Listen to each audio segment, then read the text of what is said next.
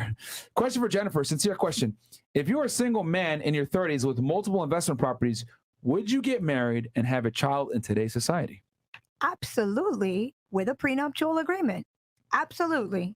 Okay. Ironclad, absolutely. Now, if you are anyone, I don't care if you are in the negative, if you are in the red and you get married without a prenup, I think that is the biggest L you could have. You could do what, that's just, to me, it's just, and I want everyone to know, and I know I've said it before, but maybe, for anyone that's new and hasn't seen us on the show before, we practice what we preach. Yeah. We have a prenuptial agreement, and I truly believe that it is divorce insurance. And I don't understand, and I'm not saying it's the same concept, because I know this might come across offensive to some people, but it's like, would you buy a house and not put insurance on it? Would you buy a car and not put insurance on it?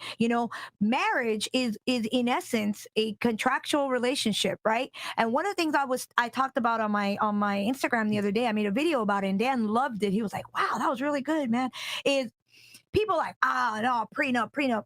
Every single day, we live in a contractual world. Every single day, every single app, every single thing, you're signing away terms of service. Every single day, to all the terms. Clicking yes, giving away your information online and agreeing to contractual things with little itty bitty letters at the end.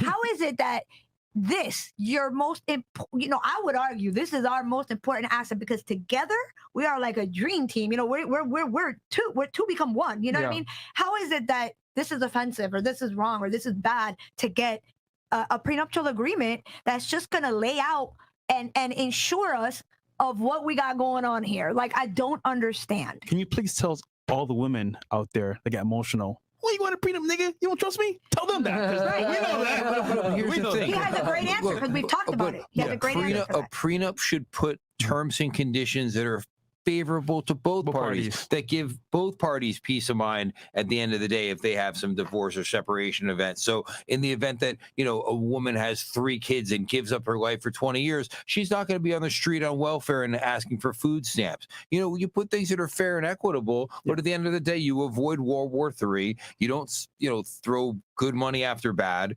and, spend a ton of money and time and labor and divorce could be all encompassing. If you have a successful business and you get involved in a divorce, you're going to be putting all your efforts into fighting your spouse instead of running your business. Yeah. So, divorce insurance. I mean, you're very likely to get in a car accident or maybe have a hurricane.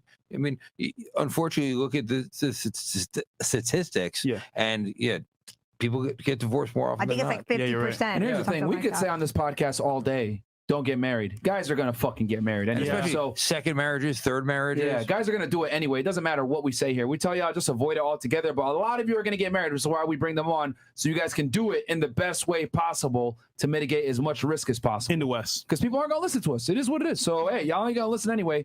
Let's arm you guys with the best way to go about it.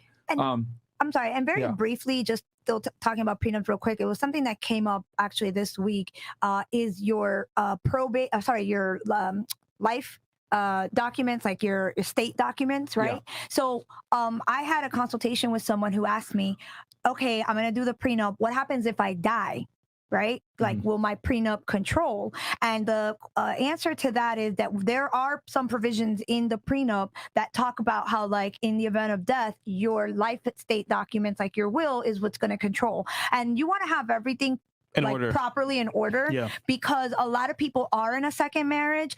And so, or maybe not a second marriage, but they have kids from another relationship. Yeah. And the last thing you want is to pass away, because it could happen to any of us at any time. Car accident, train, plane, whatever. Well, maybe not a plane, but you know what I mean? Yeah. And so you want to have everything in line, because what you don't want is to leave the children, or maybe a brother or a mother that you want to leave things to, whatever, disinherited, and now everything goes to this new spouse of yours. And in Florida, we have what's called the elective share, meaning that despite what you put in your will, if you have children from another marriage or another relationship and they're adults, and you try to disinherit the wife for less than 50%, she can elect the 50%. I have a case like that right now, where the kids are all grown, father died unexpectedly, and in the will, only thing he had was a house. That's it. And he said, I leave my house, which was his homestead house, to my 5 kids, I think 5 or 6 kids, grown adults, and my wife, right? Split evenly between the 6 of them. Well, when she sat down with me, she was baffled to hear that we don't have to do that. You get 50% because it's the elective share in Florida. And she has chosen to elect it, duh. Of course. And you can imagine how the kids feel. Yeah. Okay. This is what was, he and that was his mistake for drafting this will on Zoom legal Zoom. He did not use an attorney. Because if he'd had an attorney, if he'd have come to me or any attorney, I would hope, would have told him, wait, what? And that's your homestead? You can't do that, dog. Like in Florida, she's going to overturn that. Could she have chosen not to elect it? Of course. But come on. Yeah. She Gotta get that money. This is a free show. Yeah. You got paternity advice, marriage advice, and estate planning. This is crazy, bro. Yeah, it is wild. You gotta pay man. hella money for that, bro. Yeah, man. We got y'all, man. Yo, we need a will, by the way.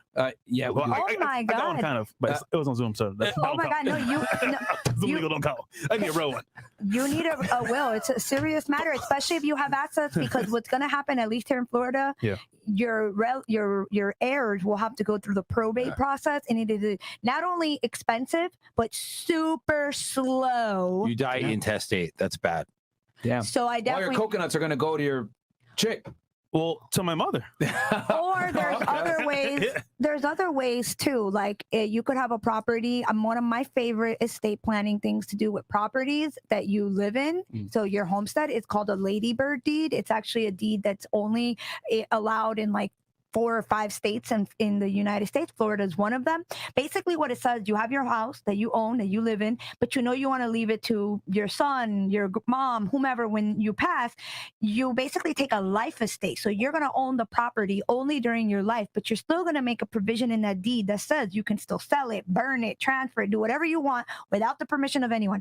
At your death, that property is going to transfer automatically without court, without probate, without anything, to whatever remainder, which is the person that you're saying you want to keep, to have the house once you die. Wow. You can only do that, generally speaking, with your homestead, because you're taking a life estate in this property. Yeah. But it's a great estate tool, and most people only have one house, right? I mean, not everybody's a real estate mogul. Yeah. So most people only have a house, and so this isn't a lot of people come, I want a will for what? To leave my daughter my house. You don't need that. Let me show you something that's way cheaper, way more effective, and your daughter's never going to have to go to court. Man, y'all better like the goddamn This video, is so man. much value, bro. You guys are getting all kinds of Yves is back, bro. Oh, of course, Yves Simonis. What does he say here? He says, Jennifer, that's the best answer, and that's not fair that you actually answered that way. It is what it is. Business is business. I get it. What the bro? I'm married. I am a believer in marriage. Let me tell you something.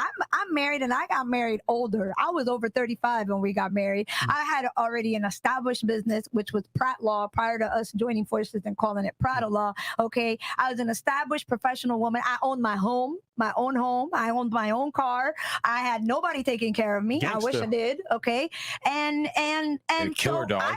I had, I had She's actually telling you the truth. If you think about it, she's a female, but she has all the money. If she was a male, she probably would have done the same thing. I had money in the bank. I had my savings. I had my life going. I had a great life. I still do. and yeah, I still said, yeah, I'm gonna get married, but with a prenup. Yeah, you guys have a very. I mean, they've talked about their. If you guys watch other episodes, they've talked about their prenup, how they have it set up. Yeah. But yeah, I mean, It's smarter. yeah.